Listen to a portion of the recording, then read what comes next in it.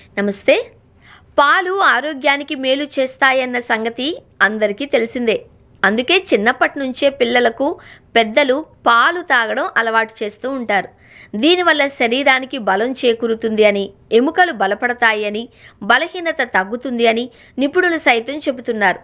శరీర అవసరాలను తీర్చడంలో సహాయపడే అనేక ముఖ్యమైన పోషకాలు పాలల్లో దండిగా ఉండడమే అందుకు కారణం. అందుకే రోజువారీ ఆహారంలో పాలను ముఖ్యమైన భాగంగా పరిగణిస్తారు.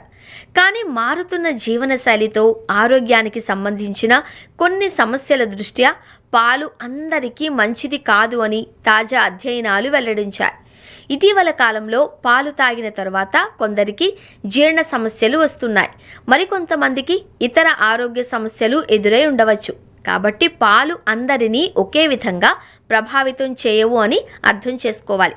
అయితే ఎవరికి పాలు ప్రయోజనకరంగా ఉంటాయి, ఎవరు వీటిని తీసుకోకూడదు, ఆ వివరాలు ఇప్పుడు చూద్దామా? ఆర్ఎంఎల్ హాస్పిటల్ వైద్య విభాగం డైరెక్టర్ ప్రొఫెసర్ డాక్టర్ సుభాష్ గిరి మాట్లాడుతూ, పాలు అందరికీ ఒకే విధమైన ప్రయోజనాలను అందించవు.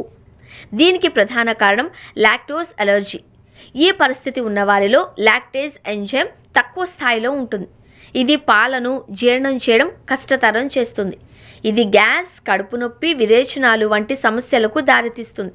కొంతమందికి పాల అలర్జీ లేదా శ్లేష్మం లేదా కఫం సమస్యలు కూడా ఎదురవుతాయి. ఇది జలుబు సంబంధిత లేదా శ్వాసకోశ సమస్యలను మరింత తీవ్రతరం చేస్తుంది. జీర్ణ సమస్యలు ఉన్నవారికి కూడా ఇది మంచిది కాదు. కొంతమందిలో పాలు తాగడం వల్ల చర్మ సంబంధిత సమస్యలు కూడా వస్తాయి. జిడ్డుగల చర్మం, మొటిమలు ఉన్నవారిలో ఈ సమస్య ఎక్కువగా కనిపిస్తుంది. పాలు త్రాగడం వల్ల కలిగే సమస్యలను నివారించడానికి పెరుగు, మజ్జిగ తీసుకోవచ్చు. అలాగే లాక్టోస్ లేని పాలు కూడా తీసుకోవచ్చు. ఇవి సులభంగా జీర్ణమవుతాయి.